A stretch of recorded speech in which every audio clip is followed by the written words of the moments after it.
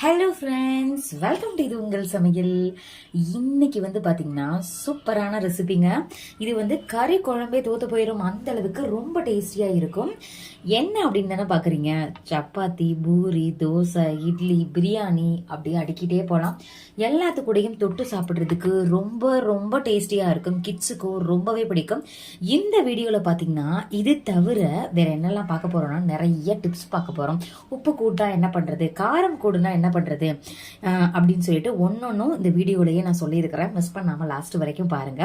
இந்த வீடியோவை நீங்க பார்த்துட்டு பிடிச்சிருந்துச்சு அப்படின்னா இது உங்கள் சமையலுக்கு சப்ஸ்கிரைப் பண்ணுங்க. சரி வாங்க, டைம் வேஸ்ட் பண்ணாம வீடியோக்குள்ள போயிட்டு சட்டுன்னு பார்த்துடலாம். கடாயில தண்ணி சேர்த்துக்கங்க. தண்ணி நல்லா இந்த மாதிரி கொதி வரணும். அதுக்கப்புறம் நம்ம மீல் மேக்கர் சேர்த்துக்கலாம். இந்த சோயா சங்க்ஸ் இருக்குல்லையா, இதை தான் நம்ம சேர்க்க போகிறோம். நான் என் கைப்பிடிக்கு பார்த்தீங்கன்னா 3 கைப்பிடி சேர்க்குறேன். இந்த அளவே போதுமானது. இந்த அளவே போதுங்க. ஒரு 100 கிராம் இருக்கும் கரெக்டாக. இது நீங்கள் எந்த சைஸில் வேணாலும் வாங்கிக்கலாம். நான் இன்னைக்கு பார்த்தீங்கன்னா குட்டி குட்டியாக இருக்குல்லையா, இந்த சைஸில் தான் இன்னைக்கு செய்ய போகிறேன்.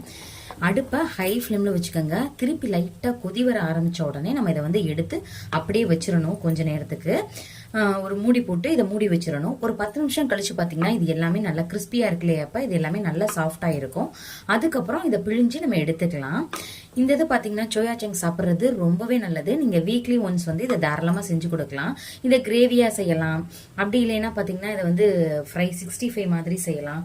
இல்லை பிரியாணியில் கூட நம்ம சோயா பிரியாணி கூட செய்யலாம். ரொம்பவே நல்லா இருக்கும். இப்போ கொதி வந்துருச்சு. அப்படியே இதை ஆஃப் பண்ணி ஒரு 10 நிமிஷத்துக்கு இதை மூடி போட்டு மூடி வச்சிடலாம். அடுப்புல கடாய் வச்சுக்கோங்க. இதுல கொஞ்சமா பட்டர் சேர்த்துக்கலாம். இதுல நீங்க என்னன்னாலும் சேர்த்துக்கலாம். நெய் சேர்த்துக்கலாம், எண்ணெய் சேர்த்துக்கலாம், தேங்காய் எண்ணெயில கூட செய்யலாம். ரொம்பவே நல்லா இருக்கும். ரீஃபைண்ட் ஆயில் தவிர எதுனாலும் நீங்க இதுல சேர்த்துக்கோங்க. நான் இன்னைக்கு கொஞ்சம் ரிச்சா இருக்கட்டும் அப்படின்றதுனால பட்டர் சேர்த்திருக்கிறேன். நம்ம சேர்த்திருந்த பட்டர் பாருங்களேன் நல்லா மெல்ட் ஆயிருச்சு. இந்த நேரத்துல ஒரு 3/4 டீஸ்பூன் சீரகம் சேர்த்துக்கோங்க. அடுப்பு நல்லா லோ ஃப்ளேம்லேயே வச்சுக்கோங்க. மெதுவாகவே இது குக் ஆகட்டும். 1 டீஸ்பூன் சோம்பு சேர்த்துக்கோங்க. 3/4 டீஸ்பூன் அளவு மிளகு சேர்த்துக்கோங்க. மிளகு சேர்த்துட்டு அடுப்பை லோ ஃப்ளேம் பண்ணிடணும். இல்லைன்னா உங்களுக்கு அப்படியே டப்பு டப்பு நம்ம மேடையே தெரிச்சிரும். மிளகு சேர்த்துட்டு நல்லா இங்கே பாருங்களேன் பபிள்ஸ் நல்லா வருது. லைட்டாக அந்த மாதிரி கொதிக்கிற மாதிரி இருக்கு பார்த்தீங்களா. இந்த மாதிரி வந்ததுக்கு அப்புறமேட்டி நல்லா ஃப்ளேவர் வந்ததுக்கு அப்புறம் இதில் நம்ம வெங்காயம் சேர்த்துக்கோங்க. பெரிய வெங்காயம் தான் நான் எடுத்துருக்கிறேன். பெரிய வெங்காயம் சேர்க்கும்பொழுது லைட்டாக ஒரு ஸ்வீட்டோட டேஸ்ட் வரும். அது ரொம்பவே நல்லா இருக்கும் இந்த கிரேவிக்கு. ஒரு 2 பெரிய வெங்காயத்தை இந்த மாதிரி கட் பண்ணிக்கோங்க. இது நம்ம அரைக்க தான் போகிறோம், அதனால இந்தளவு கொஞ்சம் பெருசாக கட் பண்ணால் கூட இன்னும் பரவாயில்ல. நல்லா அதை வதக்கி விடுங்க. கலர் நல்லா சேஞ்ச் ஆகணும்.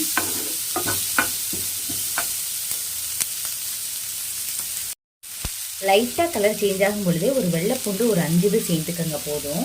இதையும் சேர்த்து நல்லா வதக்கணும். இதுவுமே நல்லா இதுலேயே வதங்கிடணும். அதனால தான் இந்த ஸ்டேஜ்லேயே நம்ம சேர்க்குறோம். இதுலேயே நம்ம ஒரு துண்டு இஞ்சியும் சேர்த்துக்கலாம். இஞ்சியை நம்ம தோல் நல்லா எடுத்துடணுங்க. எடுத்துட்டு சேர்த்தாதான் அதில் தோலில் பார்த்தீங்கன்னா கிருமிகள் இருக்கும். அது சத்து கிடையாது. அது ஒரு உடம்புக்கு நல்லதில்லை அப்படின்ற மாதிரி சொல்லுவாங்க. நீங்கள் என்ன ரீசன் அப்படின்னு உங்களுக்கு தெரிஞ்சதுன்னா கமெண்ட் பண்ணுங்க.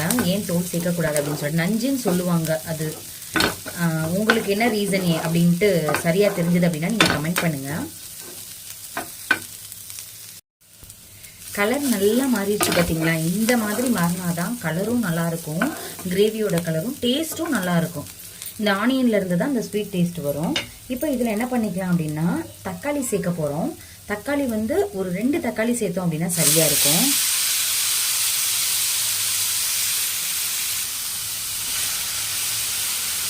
சேர்த்துட்டு இதையுமே நல்லா வதக்கிக்கோங்க. தக்காளி நல்லா வதங்கிருச்சுங்க. இப்போ இதை ஆஃப் பண்ணிட்டு இதை நல்லா ஆற வச்சிடலாம். ஆற வச்சுட்டு தான் அரைக்கணும், இல்லை மேலே தெரிச்சிரும். நல்லா ஆறுனதுக்கப்புறம் மிக்ஸி ஜாரில் போட்டு எவ்வளோ நைஸாக அரைக்க முடியுமோ அந்த மாதிரி அரைச்சிக்கோங்க. ஹோட்டல்ஸ்லாம் என்ன பண்ணுவாங்கன்னா அரைச்சிட்டு அதையுமே வடிகட்டுவாங்க. நம்மளுக்கு தேவையில்லை, நல்லா ஃபைனாகவே நம்ம அரைச்சிடலாம். அதே கடாயில் கொஞ்சமாக இப்போ எண்ணெய் சேர்த்துக்கலாம். நீங்கள் பட்டர் சேர்க்கறதுனாலும் சேர்க்கலாம். நான் கொஞ்சம் மட்டும் ஃப்ளேவருக்காக தான் சேர்த்தேன். இது பார்த்தீங்கன்னா 1 டீஸ்பூன் அளவு தான் இருக்கும். இந்த அளவு சேர்த்துக்கங்க போதும். இந்த அளவு தான் இருக்கணும். நிறைய இருந்தாலும் நல்லா தான் இருக்கும். ஆனால் வந்து எண்ணெய் கொஞ்சம் கம்மியாக யூஸ் பண்ணோம் அப்படின்னா ரொம்பவே நல்லது. இதில் கொஞ்சமாக மட்டும் பட்டை சேர்த்துக்கங்க. ரொம்ப சேர்த்துட்டோம்னா ஃப்ளேவர் நல்லா இருக்காது. அதே மாதிரி நம்ம அரைக்கும் போது சேர்த்தாலும் நல்லா இருக்காது. பிரியாணியில் கொஞ்சமாக சின்னது மட்டும் சேர்த்துக்கிறேன் ஒரு ஃப்ளேவருக்காக. உங்கள்கிட்ட பெருசாக இருந்ததுன்னா நீங்கள் ஆஃப் கூட சேர்த்துக்கலாம். அது மாதிரி சோம்பு கொஞ்சமாக ஒரு 3/4 டீஸ்பூன் சேர்த்துக்கோங்க. எல்லாமே வந்து எண்ணெயிலே நல்லா பொரியட்டும். கலர் நல்லா சேஞ்ச் ஆகிடுச்சு. இப்போ என்ன பண்ணிக்கலாம்னா வெங்காயம் மறுபடியும் நம்ம வெங்காயம் சேர்க்கணும். ஒரு அரை வெங்காயம் மட்டும், பெரிய வெங்காயத்தில் தான் அரை வெங்காயம் மட்டும் நான் இப்போ சேர்க்குறேன். நல்லா அதை வதக்கி விடுங்க. கலர் வந்து மாறணுங்க. நம்ம ஏற்கனவே எடுத்தது வந்து அரைக்கிறதுக்கு தான். என்னதான் நம்ம அரைக்கிறதுக்கு எடுத்தாலும் இந்த மாதிரி வதக்கிட்டு அதுக்கப்புறம் தான் நம்ம அரைச்சதை சேர்க்கணும்.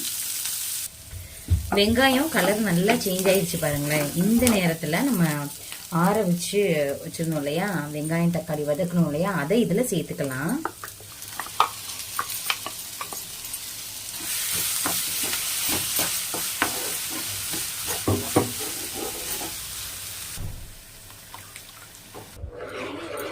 இதுல வந்து மிளகு தவிர வேற எந்த காரமுமே நம்ம சேர்க்கல.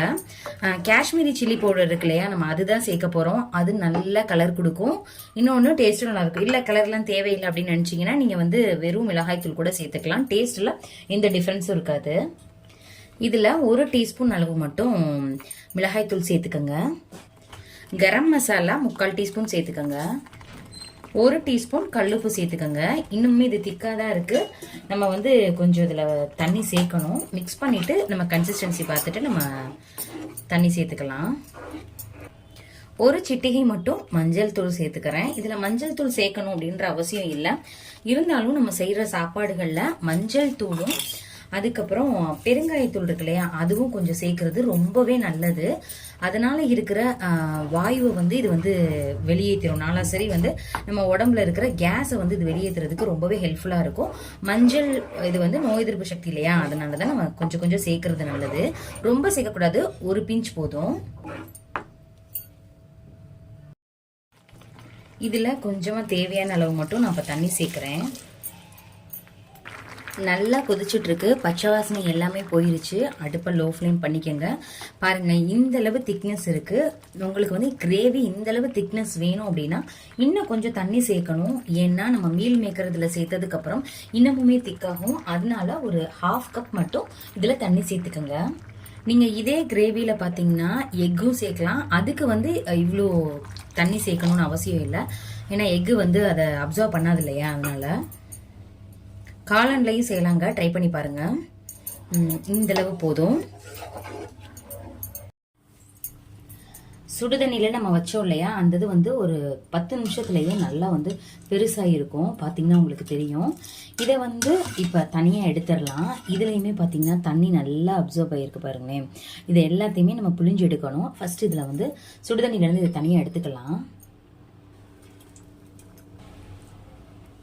அந்த தண்ணியோடையே நம்ம வந்து இதோடையே நம்ம சேர்த்தோம் புளிஞ்சு எடுக்காம அப்படின்னா உங்களுக்கு வந்து ரொம்ப ஒரு மாதிரி ஒரு ஸ்மெல் அடிக்கும். அதை சாப்பிட முடியாது. வெறுமனையும் இதை பிழிய முடியாது, கொஞ்சம் சூடாக இருக்கும். அதனால இன்னும் கொஞ்சம் நல்ல தண்ணி இதில் சேர்த்துக்கங்க.